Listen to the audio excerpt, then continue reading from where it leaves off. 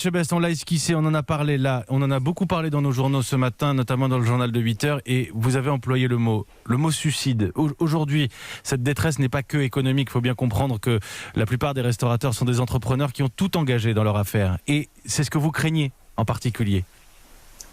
Absolument, ça va être un drame. Je vais vous dire un truc. On a fait une proposition à l'État, d'accord, pour aider, pour créer un fonds d'aide qui serait abondé par l'État, par les fonds européens, mais aussi par les assurances. Je travaille là-dessus depuis des semaines et des semaines avec mon groupe de travail. S'il ne se passe rien, le coût des faillites va être colossal. Actuellement, et en étant très optimiste sur la probabilité, actuellement il y a 250 000 entreprises en France, d'accord ? Si on estime 30% de faillite, ça fait 75 000 entreprises. À raison de 3 salariés en moyenne, ça fait 225 000 emplois perdus. D'accord ?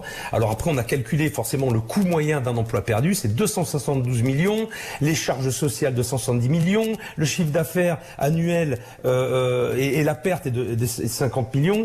Enfin, le total de tout ça ferait que l'État perdrait 11 milliards sur un an. 11 milliards sur un an. Et je répète, c'est un calcul optimiste de ce qui se passerait s'il ne se passe rien aujourd'hui. Si l'État, si les assurances ne nous aident pas.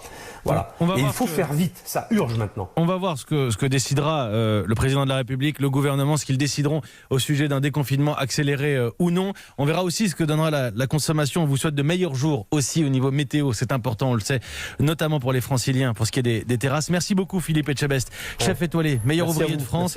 On continue à surveiller ce sujet, comme le lait sur le feu, évidemment, cette question de la restauration. 1 million d'emplois en France tout de même. Et je salue aussi au passage les restaurateurs qu'on n'a pas pu prendre à l'antenne. Je pense à Xavier, Yves Laurent ou Hervé qui nous ont appelé, énormément d'appels évidemment. Preuve peut-être s'il en est que la situation est compliquée pour ces restaurateurs.